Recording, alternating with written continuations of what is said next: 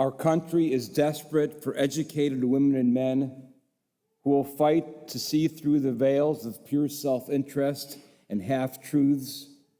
Those who are poor in this country have the weight of poverty, violence, and lack of education hanging over their heads. Do you care about those who won't make it without real help? I have a most wonderful proposition for you. Come join our team. We're losing. Yes, that's right. We're losing. Many of you have heard me read these words, usually on Yom Kippur, from Jeffrey Canada's commencement address at the University of Pennsylvania well over 10 years ago. For the last several weeks, I have lain awake in the middle of the night, half dreaming those final words. We're losing. That's right. We're losing. There are also the words from our prayer book. You can turn to page 224 at the very bottom, the wisdom of Adam's soul. Selectively, anyone who prays with any regularity or sincerity knows that the same prayers mean different things on different readings. Each prayer is a metaphoric representation of the speaker's heart and mind. If we look around the sanctuary we're sitting in, the colors of the letters on the frieze reflect the same understanding as Adam Saul's words. Jewish texts mean different things to us at different stages of our lives. We capture that in the frieze because they appear differently to us, the letters themselves, depending on the time of day, the amount of light, the season of the year. Are we in a sanctuary at the nighttime or in the morning? The way the light shines, where you're standing in the sanctuary, determines the way the letters on the walls look to us. Torah's words speak differently to us depending on who and where we are in the moment. So it is with this understanding that we are sitting down at our Passover tables this week. Our team is losing on every front. The Passover story and our story have never in my lifetime been so aligned. In this season, this year, the words strike with an urgency like never before for me. V'hi sha'amda, we will read. In every generation, an oppressor rises up against us. So, over the last few weeks, I read, as if for the very first time, slowly and carefully, the first 14 chapters of the book of Exodus, our Passover story of liberation. And in the opening verses of the book, the stage is set with the descendants of Jacob, the children of Israel, settled, flourishing in Egypt. We then read these words, Vayakam melech chadash al Mitzrayim, asher lo yada et Yosef. A new king arose who did not know Joseph. Did not know Joseph? 2 weeks ago, I stopped when I read that line. The new Pharaoh didn't know Joseph? He hadn't heard his name? Did not know who he was, what he had done for Egypt? Rashi says in his commentary, Asa atzmo ke'ilu lo yada. He acted as if he didn't know. Sadia Gaon's commentary says, Shelo hikir. He didn't recognize. Sadia is onto something. Sadia gave Joseph no recognition for what Joseph had done. Joseph, that great interpreter of the previous Pharaoh's dreams, you will recall, had saved Egypt from famine. This Pharaoh seeks to erase that memory. But there's more. The simple reading of Lo Yada, did not know. How could the Pharaoh not know about Joseph? Reading the text through today's lens, might I ask if we are reading about a Pharaoh with no whiff at all of intellectual curiosity? Is this a Pharaoh who holds his own country's past in total disdain? We pause. A leader who does not care about the past. A Pharaoh who seeks to erase the past. Now, who has sought to erase the assault on the Capitol and the attempted theft of the election in 2021? But we can go deeper into our Exodus story. Pharaoh doesn't know, and then, quote, Pharaoh said to his people, "Behold, the people of the children of Israel are too many for us. Let us deal wisely with them and get them out of the land." So they set over them taskmasters to afflict them. They made their lives bitter in all manner. Then the king of Egypt spoke to the midwives. "When you go serve as midwives to the Hebrew women, if it is a son, kill him." But the midwives feared God and do not do as the king commanded. And so then Pharaoh charged all of his people, saying, "Every son that is born you will throw into the river." End of quote. In his commentary on this section of the book of Exodus, Grandpa Goldman, who witnessed the Hitler years, wrote the following, quote, "To speak of the account our authors gave of Pharaoh's anti-Israelite scheme offers us an appreciation of their insight into the mental operations of persecutors and oppressors. What they set out to portray was a ruler who, bitten by jealousy, suspicion, or fear, or by all three together, or perhaps for a whim or out of sheer madness, wished to destroy a useful, industrious, well-favored alien element in the land. So he begins libeling it. He exaggerates its numbers, might, and influence, and insinuates it has evil designs on Egypt. He therefore proposes to his countrymen to check the rapid growth of these aliens and break their spirit through slavery." End of quote. As one of you wrote me after reading my grandfather's words, this is from an email, "Your grandfather had an uncanny insight into how tyrants of every age would seek to describe, isolate, and eliminate the aliens in their own nation in an attempt to bolster their own political agendas." End of quote. My grandfather's words to describe Pharaoh, jealous, suspicious, fearful, sheer madness, uncanny in how they sound in our ears today. Terrifying. What we are seeing today is a president who is a would-be Pharaoh make immigrants, asylum seekers, foreign students, refugees, transgender people, anyone who thinks differently, anyone who stands for free speech or simply a free mind, into an enemy to be feared and eliminated. As I said, we live in an era where the words of the Passover story speak to us as they have not in generations.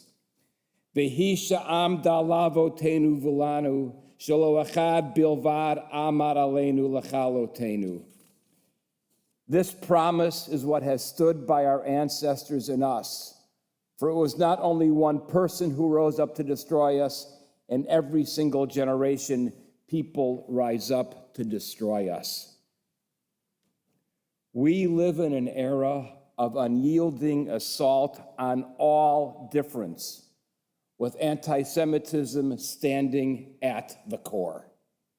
Yes, the chief architect of this Pharaoh-like assault is the one who is using the false veil of pretending to combat anti-Semitism to actually weaken and destroy the institutions that stand for us and serve Jews best, places of learning. Nothing symbolizes this more than the current assault on our universities, but not only our universities, all institutions dedicated to education, public schools, museums, libraries. These institutions combined are the symbols of the enlightenment, tolerance, and the value of learning that we love. These places are akin to Jewish symbols. What other faith, after all, emphasizes learning as we do? Don't we teach Talmud Torah? Study is equal to all the mitzvot combined. Universities, libraries, schools, museums, these are the institutions we revere. And these are the places that this administration seeks to destroy, all in the unbelievable, cynical name of protecting us. It is a sham. It is a scam. It is terrifying. And nothing good will come of this. The president has, in fact, placed a target both on our front and on our back. And we must shout this from the rooftops because the Anti-Defamation League has become the League of Appeasement. But I wish to return to our Seder story, the story we all know. Moses and Aaron stand before Pharaoh asking for freedom. And when Pharaoh refuses, God sends the plagues, 10 in all. Now we know the back and forth. Moses asks, Pharaoh refuses, God sends plague. Pharaoh says yes, and again, Pharaoh changes his mind. This happens 5 times for 5 plagues. But beginning with the 6th plague, the Torah uses the unexpected phrase that God is hardening Pharaoh's heart and refusing to let the Israelites go to freedom. But remember, God hardening Pharaoh's heart, this is biblical metaphor. The first 5 times, we might say, Pharaoh is making a rational calculation. We can withstand these attacks. How can I let this slave population go? We need them for their production value. But with plague number 6, with Pharaoh, all rational thinking is gone. God hardening Pharaoh's heart is simply a metaphor. It's akin to saying that Pharaoh is now in a world of total, non-rational, emotional, from the gut reaction. There is no reason here. Torah is going to the heart of the matter. Pharaoh's true self is with an evil heart. An evil heart. Evil, a hard word, and nearly impossible word to define, but I would like to suggest this. This is a biblical understanding of evil. For the Bible, anything that contradicts God's holiness is evil.